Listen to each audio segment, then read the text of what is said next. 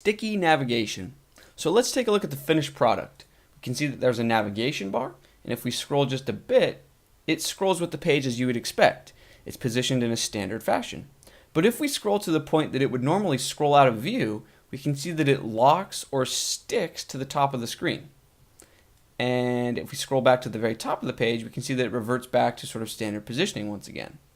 So this is a very useful feature in certain page layouts that are very long, and you want to make sure that even when the users get towards the bottom of your page, they still have quick access to your vital links. So now that we've explained what a sticky navigation is and why it might be useful, it's time to learn how to code it. So if we hop over to this other tab, this is a page where I've removed all of the code that makes the sticky behavior possible. So we can see that if we scroll, this is just a completely standard page. So we're going to rewrite the code together in order to make this navigation sticky once again. If you think of the sticky behavior as a recipe, here are the ingredients we're going to use. Number one, JavaScript for event handling. So once we scroll to a certain point, then we want to run some code. Number two, we're going to use CSS for adjusting the positioning to activate fixed positioning. And number three, we're going to use another bit of JavaScript for adding and removing that fixed positioning at just the right moments. So let's dive right in.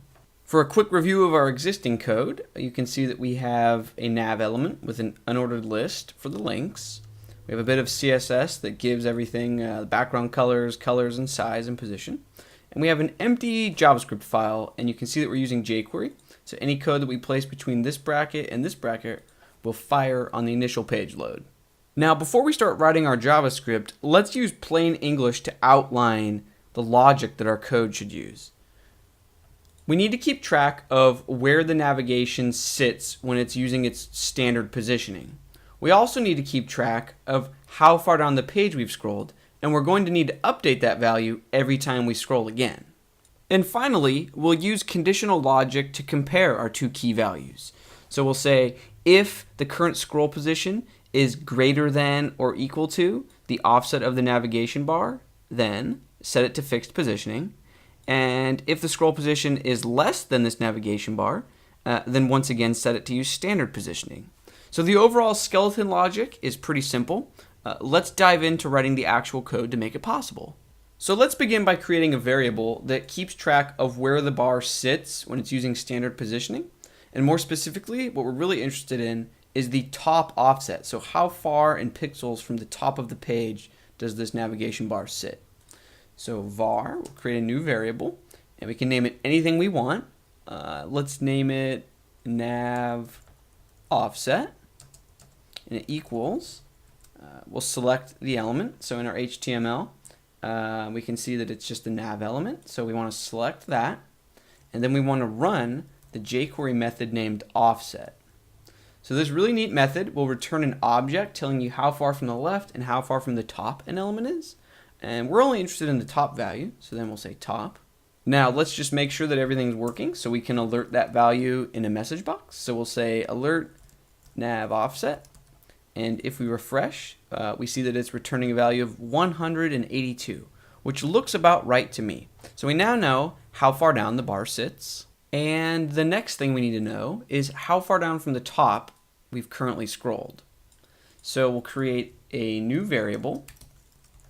We can name it anything we want. I will choose scroll position, and we'll select the entire browser window, and we'll use the jQuery method named scroll top.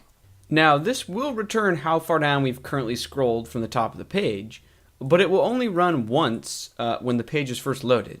And if you think about our logic that enables the sticky navigation, we need to know that value of how far down we've scrolled every time we scroll. So it needs to be constantly updating. So we'll wrap this code inside another jQuery method that will fire again and again and again every time we scroll. So we will write jQuery and select the entire browser window, and then run the jQuery scroll method. Okay, we will then move this line where we're creating that variable into this scroll function, so that every time we scroll, this line will fire again and again. Now let's output this value somewhere in the browser just so you can see that it's updating correctly as we scroll. So in our HTML, let's add a temporary dummy div with a class of status. And then in our JavaScript, let's output this value into that div just sort of as a proof of concept. So we'll select that status element and we'll update its text with this variable value. So now if we refresh and scroll, you can see that right here in the top left, as we scroll, this value is constantly updating. So we know that our code is working, and we now have a variable which updates on the fly. So now we can write our conditional code which compares the two values to see if we've scrolled down far enough to enable fixed position or not. So our code will look something like this. If scroll position is larger than or equal to the nav's offset, then run some code. Otherwise, else, run a bit of different code. So now we can let CSS do the heavy lifting. We just want to use jQuery to add or remove a class at the right moment to enable fixed position. So if the condition is met, we'll select the nav element and add a class of fixed. And if the condition is not met, then again we want to select, the element and remove the class of fixed. So now we can hop over to our CSS file and create a new class named fixed, and we'll simply say position fixed top 0. So now if we refresh our page, we see that if we scroll, nothing happens. But once we get to that threshold, our link is now sticky or locked to the top. But our code isn't perfect yet. I'm sure you noticed the awkward jumpy behavior. So when we get very close to the threshold, you can see that the content starts jumping around if we scroll very slowly. And even if we scroll quite rapidly, you can see that there's a jump in the content. So what's happening here is that the CSS declaration of position fixed actually removes the element from the natural flow of the page. So once this element is set to position fixed, it's as if all of the content below it, so this content header and the paragraphs, they are no longer aware of this element on the page, so they're trying to move up to fill that empty space. Now there are many different ways of solving this issue, but I'll show you one of my favorite strategies. It essentially consists of wrapping our menu bar in another element and then using jQuery to dynamically give that element the same height as the navigation bar. So that way, once our navigation bar becomes fixed position, there's still the wrapper element taking up the same amount of vertical space so that there's no jumping content whatsoever. So let's take a look at the code to make that possible. So we will hop over to our JavaScript file and write a few new lines of code. The first step is to select the nav element itself and wrap it with the jQuery wrap method with a new div. So we'll say div class nav placeholder.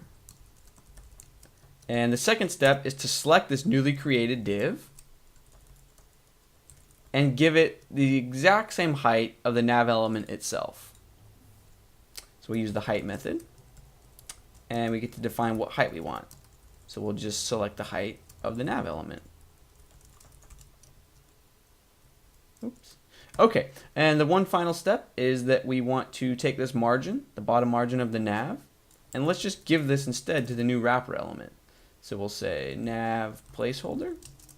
Let's give that element the bottom margin. So now if we refresh our page, we see that once we scroll to the threshold, there's no awkward jumping content whatsoever. So now the only thing that remains is a bit of extra CSS, because you can see that once we scroll to the threshold and the navigation becomes locked or sticky, you can see that the bar is no longer taking up the full width of our page like it does when it's using standard positioning. Now we mentioned earlier that fixed position elements are taken out of the natural flow of the page. So even though this is a block level element, once it's using fixed position, it sort of shrink wraps on itself and doesn't use the full 100% width that block level elements usually use.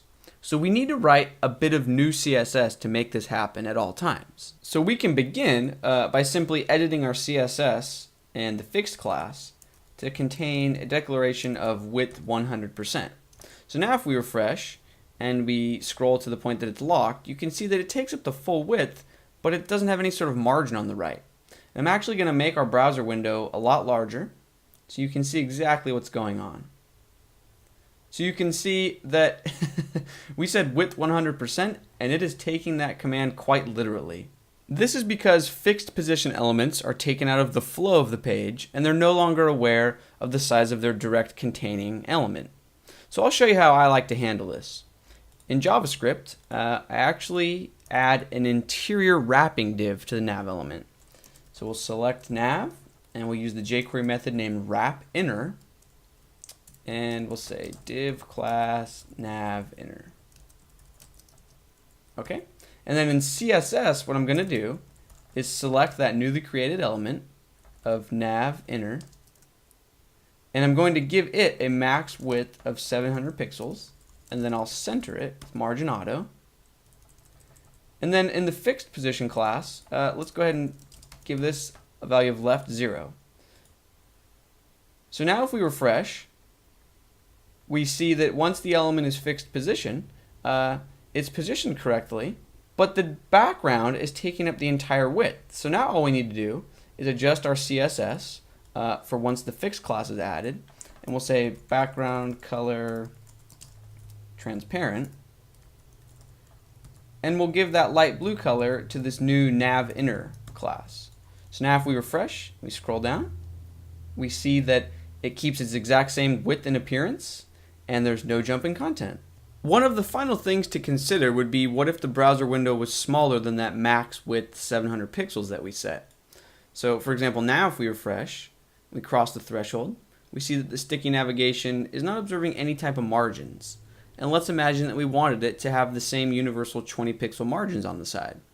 So again, this is going to differ from layout to layout, but I want to give you a general idea of how I would handle this situation. So in script file, I would simply add another interior wrapping div. So I would select nav inner, and then I would add a new div with the class of nav innermost.